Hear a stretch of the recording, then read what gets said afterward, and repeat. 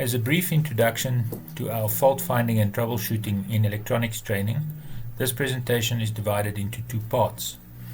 Part 1 provides an overview suitable for both technical personnel and management, outlining the approach, methodology, and key benefits. Part 2 presents a practical demonstration of how the principles are applied. While it includes more technical detail, it is intended to provide useful background for all attendees. We first look at the core fault-finding competencies, which are a structured set of core competencies required for effective fault-finding. In device theory, we aim to understand how individual electronic components behave and operate. For circuit theory, we focus on understanding how components interact with a circuit to produce overall behavior. Performing circuit analysis, we apply analytical techniques to predict and interpret circuit performance. Under measurement skills, we need to know and understand how to use tools and techniques to accurately observe and capture circuit behavior. With circuit failure modes, we need to recognize how and why components and circuits fail. Performing fault isolation is the process of systematically identifying the root cause of a fault within a circuit. When we have a system thinking approach, which is the bigger picture, we understand how subsystems interact and how faults propagate through a system. Finally, we get to the practical experience, where we can apply knowledge and skills in real or simulated scenarios to build diagnostic confidence and improve efficiency. To accomplish the above, we have a unique training approach. We develop simulated circuits to support the teaching of electronic circuits and devices.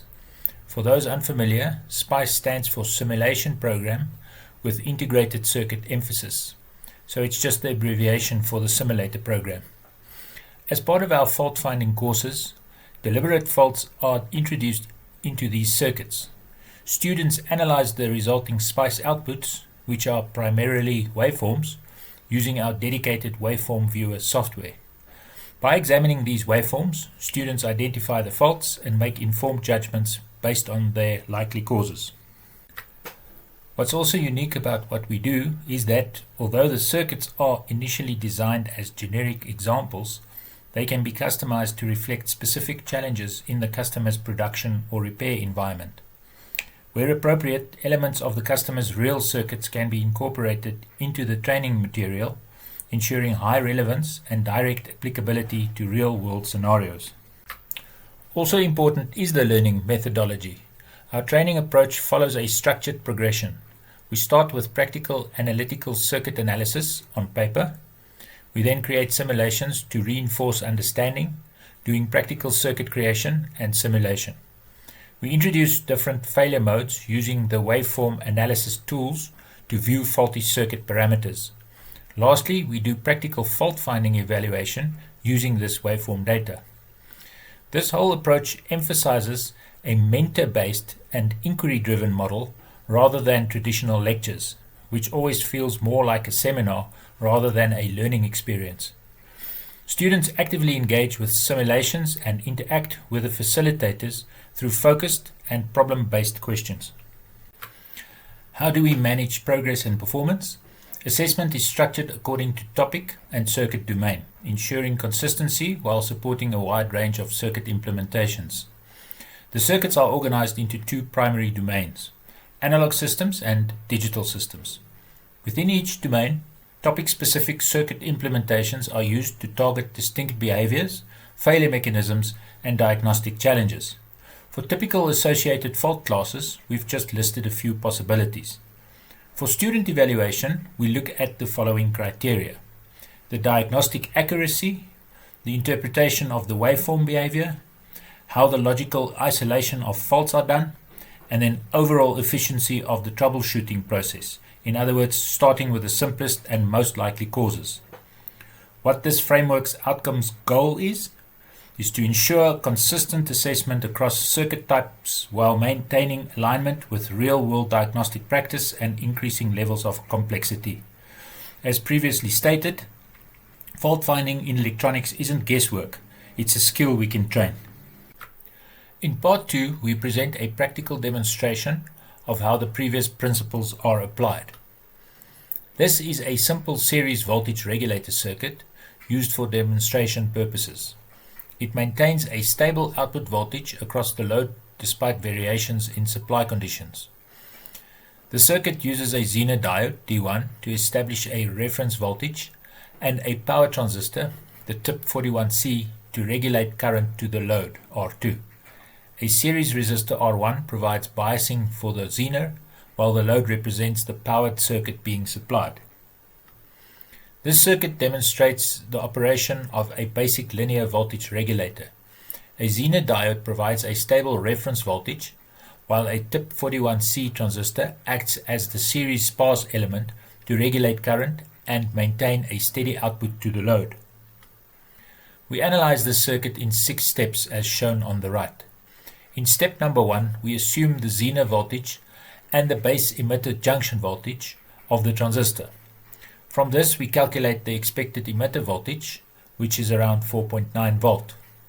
In step number 2, we calculate the emitter current, IE, by dividing the regulated voltage, 4.9 volt, by the resistance value to get 98 milliamp. For step number 3, we assume the DC gain value based on the chart from the datasheet, as shown on the left, based on the collector current of around 100 milliamp, and calculate the base current IB, which is 1.96 milliamp. In step 4, we calculate the current through the Zener series resistor, IR1, as the difference between the supply voltage and the Zener voltage, divided by 2.4 kilo ohm, producing a current of 9.33 milliamp. In step 5, we then calculate the current through the Zener diode as the difference between the R1 series resistor current and the current flowing into the base IB, resulting in a current of 7.37 milliamp. Finally, in step 6, we verify the results and see that the Zener current lies within the 1 to 10 milliamp range as specified in the datasheet graph on the left. We also see that the assumed DC gain is acceptable for a collector current of approximately 98 milliamp, and that the load current of 98 milliamp is within the capability of the transistor. For simulation purposes, specific node names are added as shown in red to enable clear identification of node voltages and device currents. Our analysis is compared with the simulation results as shown in the table, and will typically be discussed in detail during a training session, specifically also highlighting and explaining differences in calculated and simulated results where applicable. It is included here merely for the sake of completeness. When we open the waveforms, we can plot the different elements as shown in the top left window. We start by looking at the 28 volt input voltage. We can also select all 3 node voltages, which are shown to be correct. On the right, starting at the top, we see the load current, which is 100 milliamp, the Zener diode current at 8.5 milliamp, and the Zener series resistor current at 9.3 milliamp. The negative sign indicates that the current flows in the opposite direction to the assumed reference. The current for the transistor pins are shown, where the sum of the collector current IC and the base current IB is equal to the emitter current IE, which is also the load current at 100 milliamp. Looking at a faulty circuit, we start by looking at the 28 volt input voltage, which seems fine. Next we look at the load voltage, which should be plus 5 volt, and we see it is sitting at plus 19.2 volt, which is a huge problem. Next we look at the Zener node and see that instead of plus 5.6 volt, it is sitting at plus 19.9 volt, a 0.7 volt above the load voltage. So now we are getting closer to identifying the real problem. Next, looking at the base current, which was around 0.78 milliamp, when the circuit was working properly, we see that it is much higher at 3.3 milliamp.